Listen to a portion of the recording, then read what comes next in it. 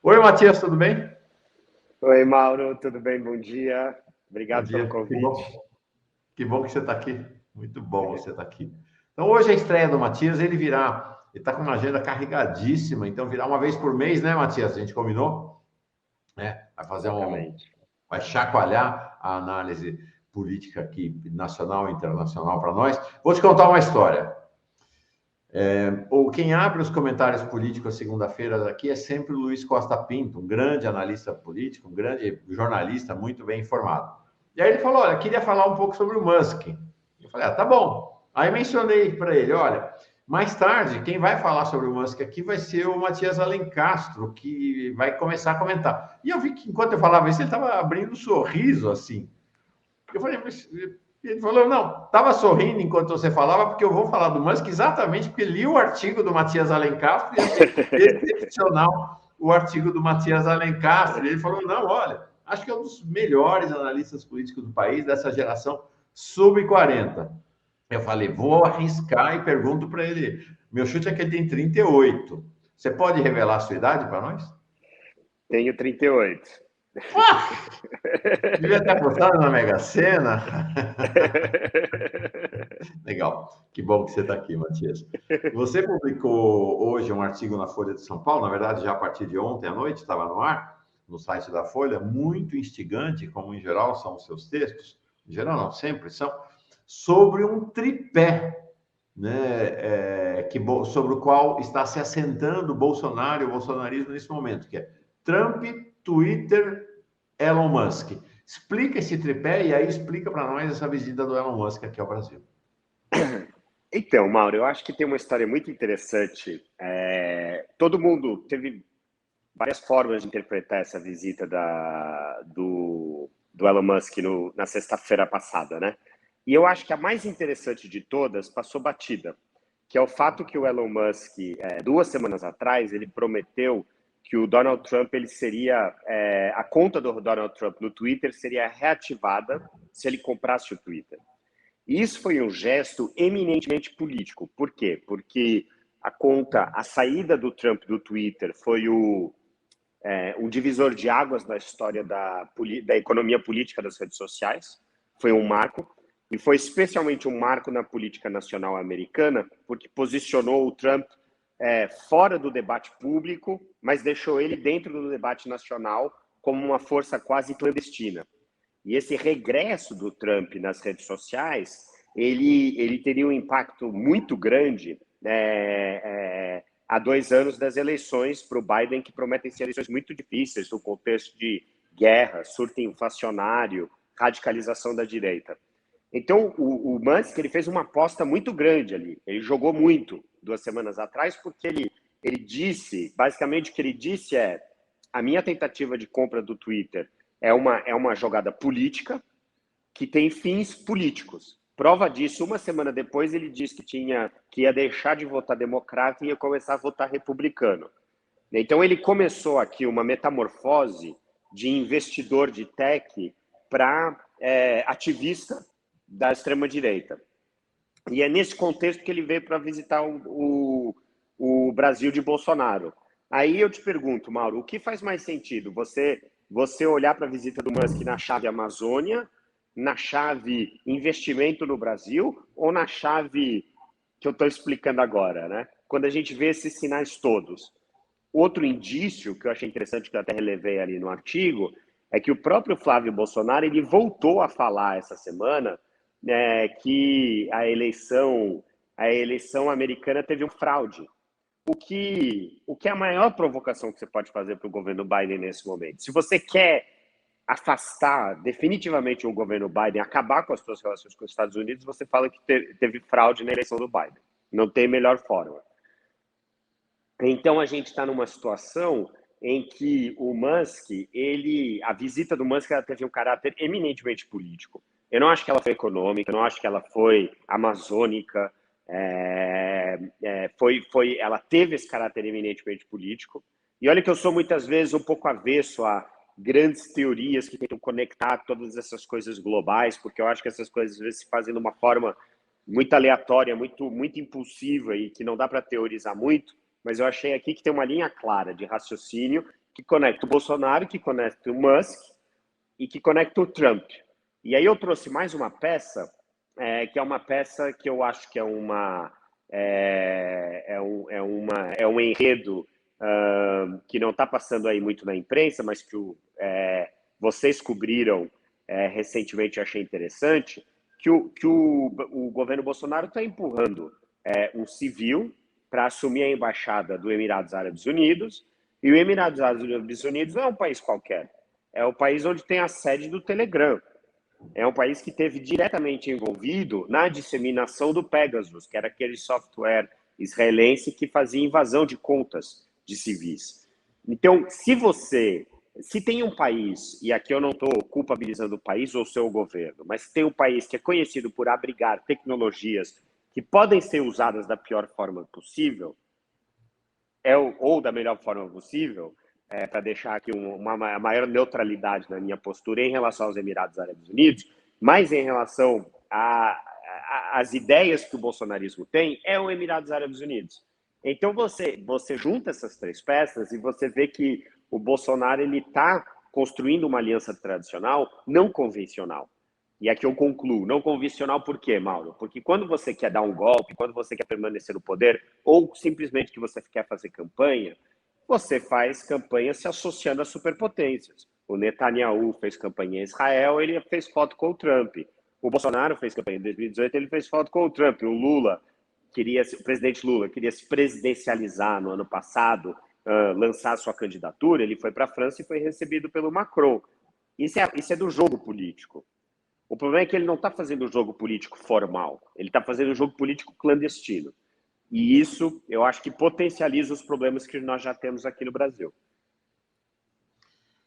Nossa, uma advertência muito séria, realmente, muito séria.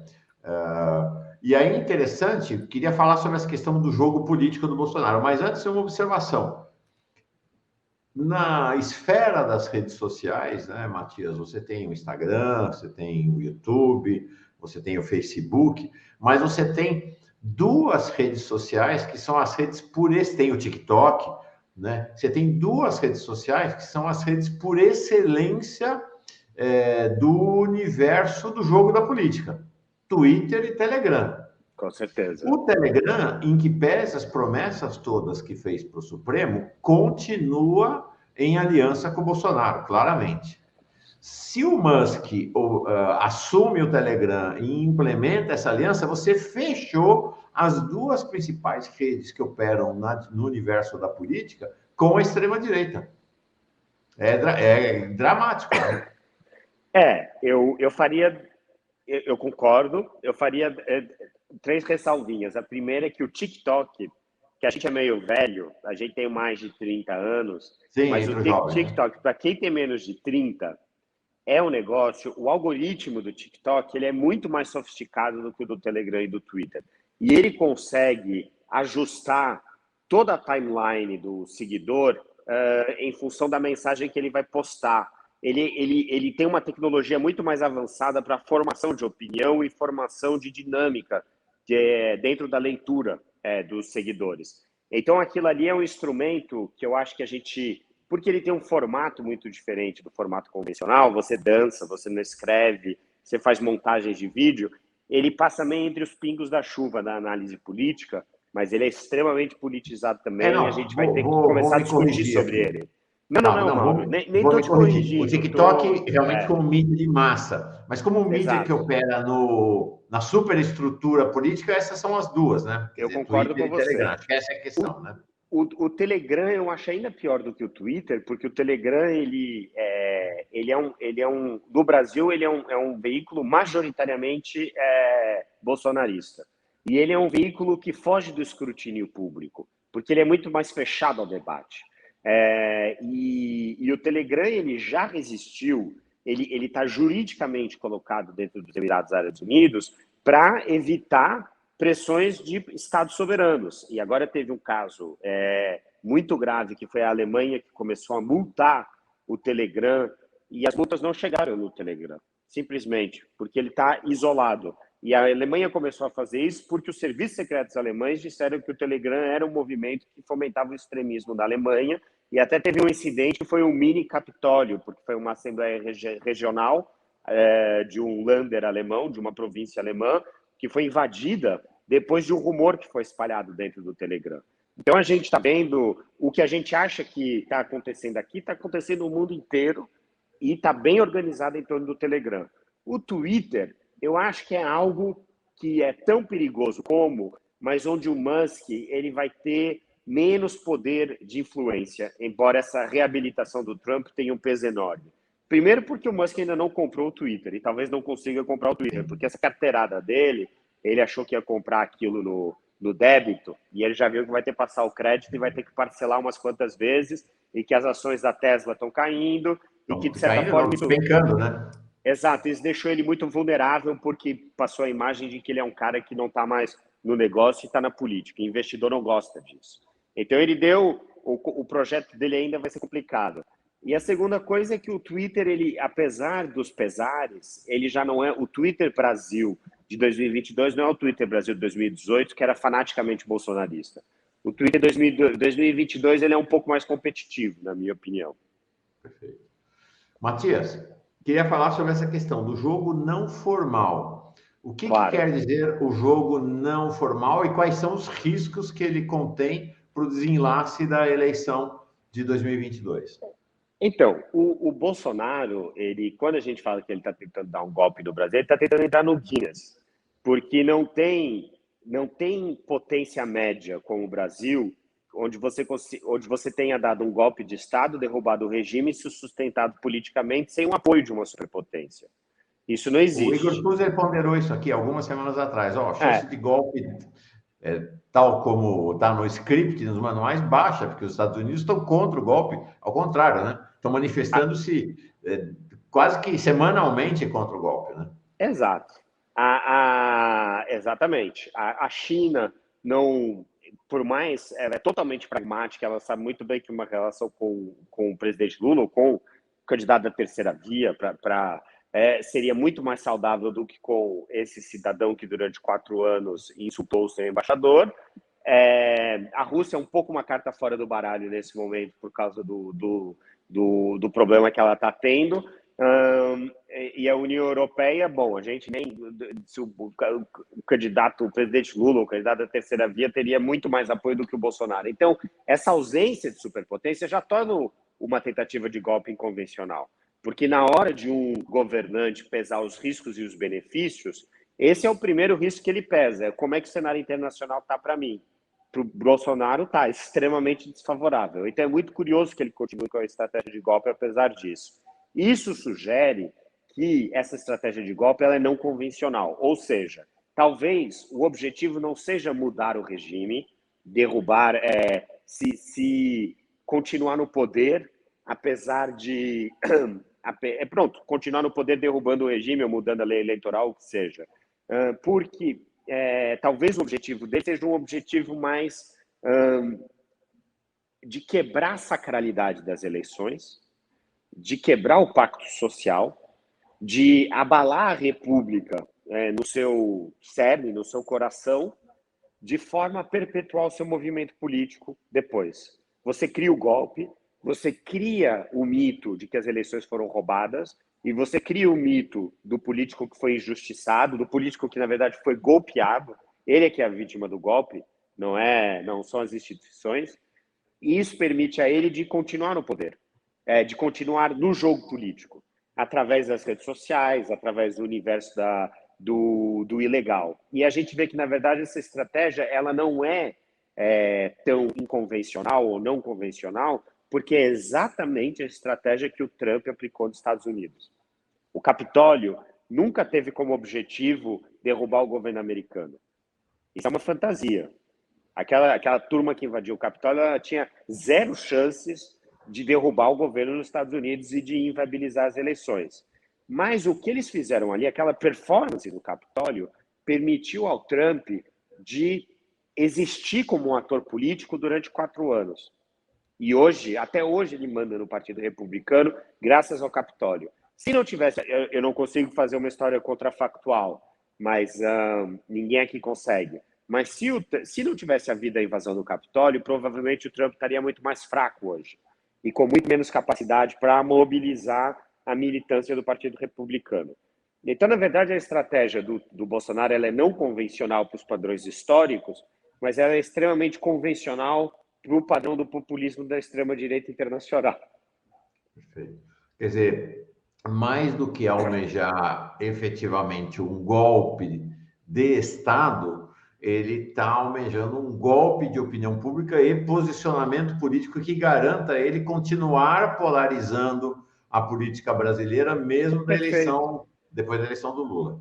É isso. Agora, isso insinua, Matias, por outro lado, uma oposição ao governo Lula polarizada ou talvez até liderada por uma dinâmica não convencional, ou seja, a questão da ameaça permanente ao mandato do Lula, diferentemente do que é da tradição brasileira, talvez esteja colocada na mesa não como uma ameaça concreta, mas como uma ameaça de você ter algo que, por sinal, o Aécio que abriu isso, né? Aqui no Brasil, que é ter alguém o tempo inteiro contestando a legitimidade da eleição e, portanto, a legitimidade do governo. É um cenário novo para a política, né? Do ponto de vista... E com o diferencial do Aécio, que ele contesta fora do paradigma institucional. O Bolsonaro ele não vai ir no Tribunal de Contas ou no STF pedir para contestar a eleição do Lula. Ele vai ir nas redes sociais. Então, tem uma...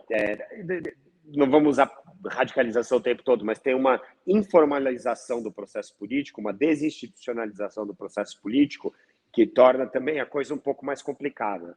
E, de fato, isso pode muito bem acontecer. Agora, eu acho que tudo pode acontecer. Pode tentar dar golpe e fracassar, pode não tentar dar golpe, pode dar golpe e acontecer isso.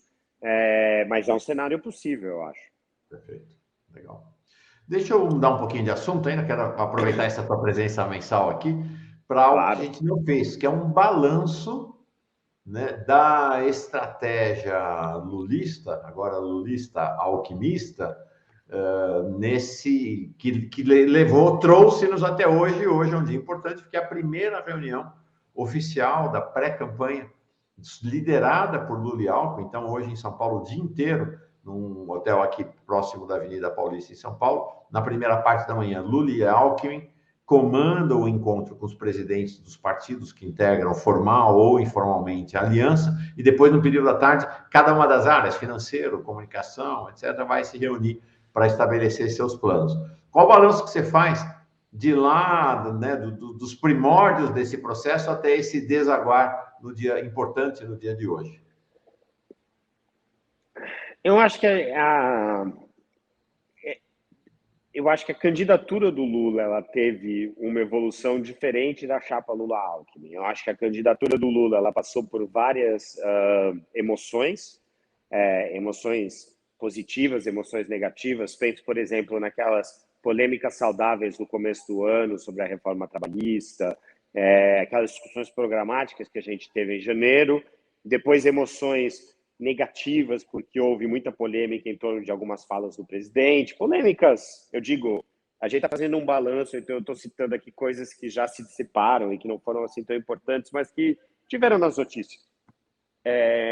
E acabou sendo, e ela, de certa forma, essa formação da candidatura do presidente, ela se concluiu 2 semanas atrás num tom muito moderado, num tom muito pragmático, e muito republicano, que foi o lançamento da candidatura dele, que eu achei realmente que foi um momento que arredondou o processo. E, curiosamente, esse processo da candidatura Lula, ele permitiu também de deixar essa chapa Lula-Alckmin ser construída numa tranquilidade maior. A gente passou os últimos... E eu achei que isso foi uma jogada boa. A gente passou muito tempo falando da candidatura do presidente Lula, e isso acabou deixando a chapa Lula-Alckmin mais tranquila para ser construída calmamente. Então, todas aquelas polêmicas no começo sobre se fazia sentido ter uma chapa do Lula e o Alckmin, elas acabaram sendo contidas, sendo negociadas, e quando aconteceu realmente o anúncio, a formalização da chapa, o nível de contestação era zero. E eu achei isso impressionante, porque de dezembro até abril, quando aconteceu em dezembro, muita gente dizia que ia ser uma coisa difícil, que ia dar polêmica, que muita gente ia brigar, etc.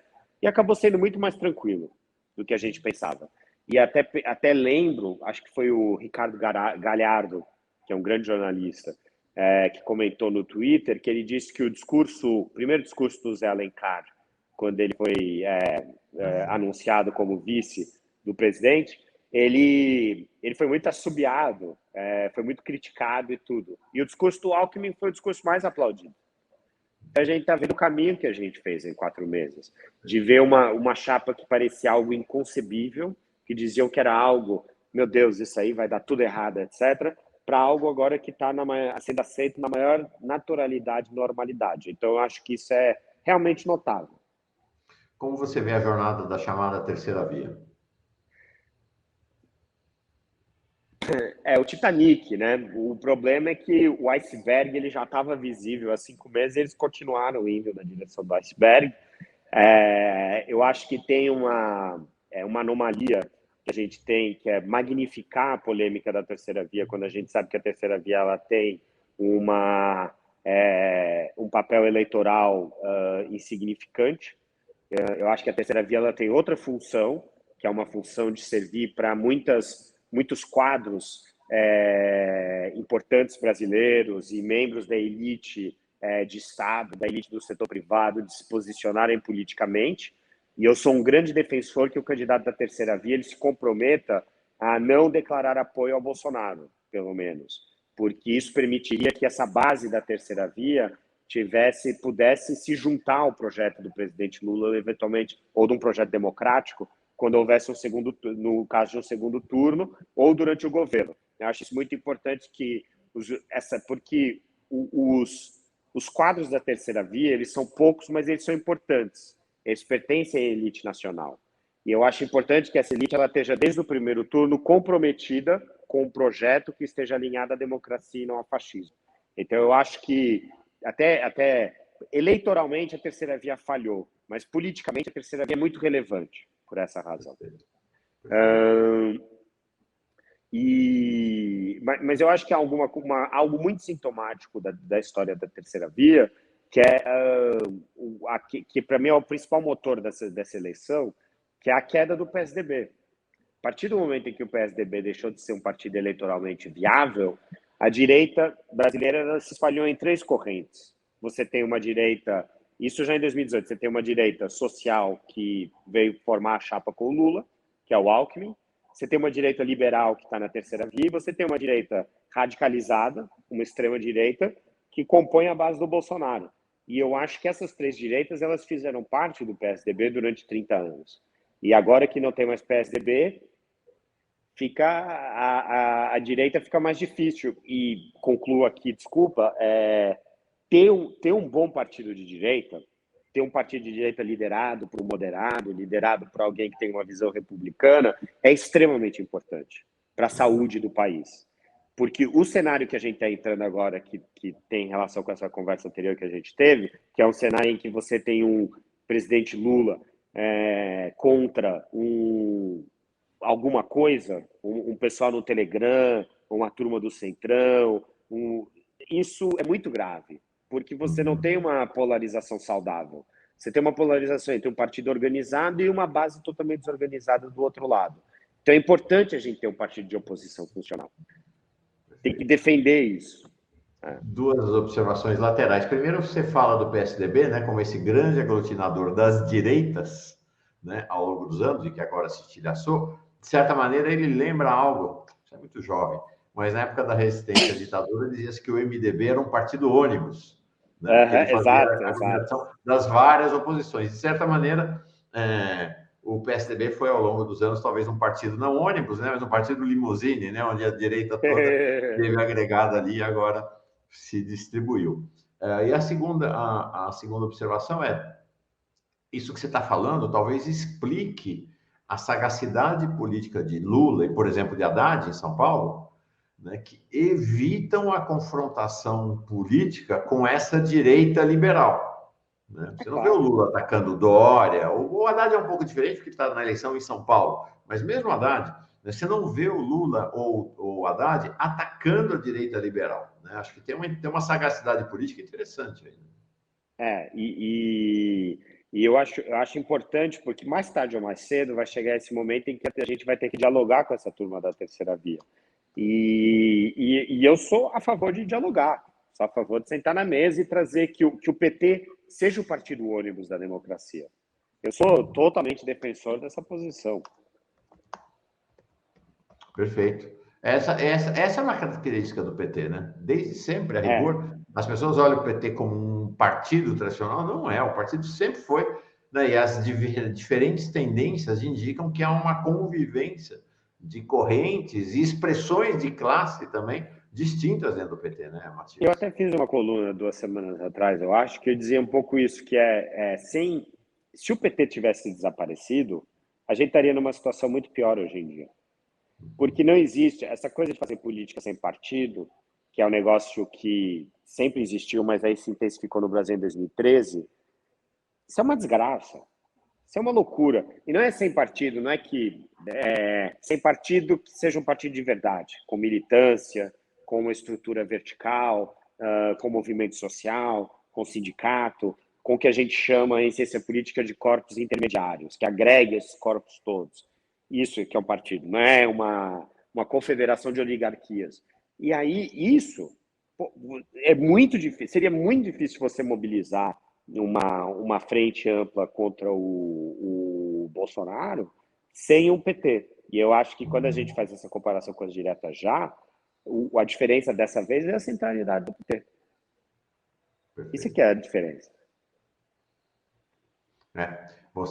Exatamente. Qual é a liderança, né? As diretas já teve até uma liderança em determinado momento de centro-esquerda, mas quando elas fracassaram e se transformaram no projeto da Nova República, a direita, a centro-direita e o centro assumiram o comando, né?